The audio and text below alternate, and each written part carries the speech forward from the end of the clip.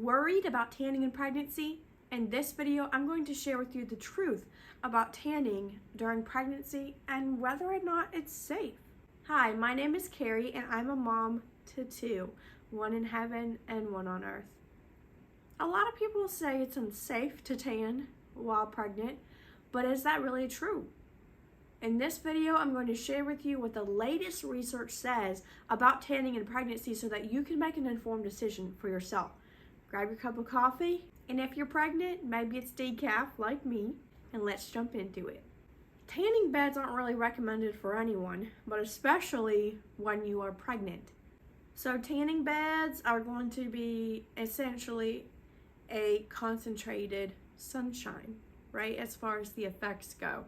Don't let anybody tell you that just because the rays are UVA that they're any less harmful. In fact, the UV rays, because they are concentrated, you have just even after one use of a tanning bed, a much higher risk of melanoma, which is skin cancer. Skin cancer is the only cancer that you can pass on to your baby while you are pregnant. So it is really important to think about that when you are thinking about tanning, even if it's an outside time. You want to make sure that your outside time while you are pregnant is not too long and that you're using sunscreen. So another risk is that lying in a tanning bed usually also concentrates the heat or the temperature that your body is going to be.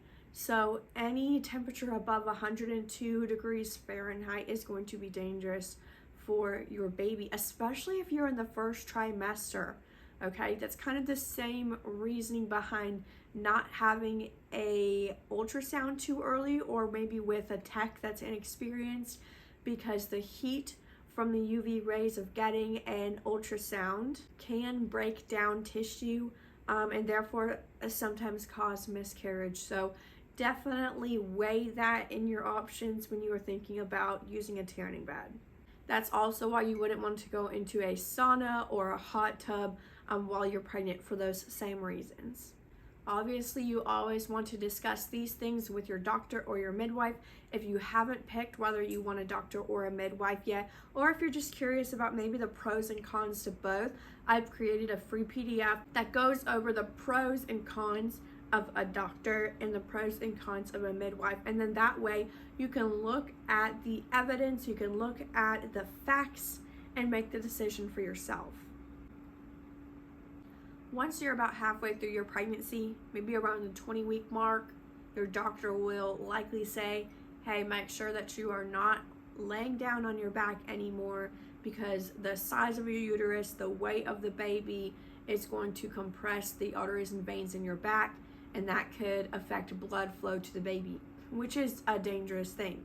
If you're laying in a tanning bed, more than likely it's going to be too long of a period for it to be safe for your baby. So tanning beds are probably not where you want to be while pregnant, or otherwise, if we're speaking frankly. So what is okay to do while you're pregnant if you're not wanting to look like a beached whale? I'm not a huge fan of promoting chemicals, but I do want to give you the facts. So foams, creams, lotions that usually sit on the top of your skin and are not absorbed into your skin are usually fine for you to use while you are pregnant. What about spray tans? More than likely, no matter what you do, you're going to inhale some of that concentrated chemical used to dye your skin, which can be dangerous to your baby. Just again, look at the pros and cons of whether it's worth it or not. This topic as a whole is pretty heavy when it comes to cons, but again, it's your baby, your body, your decision, and you just need to have the facts to know which to pick.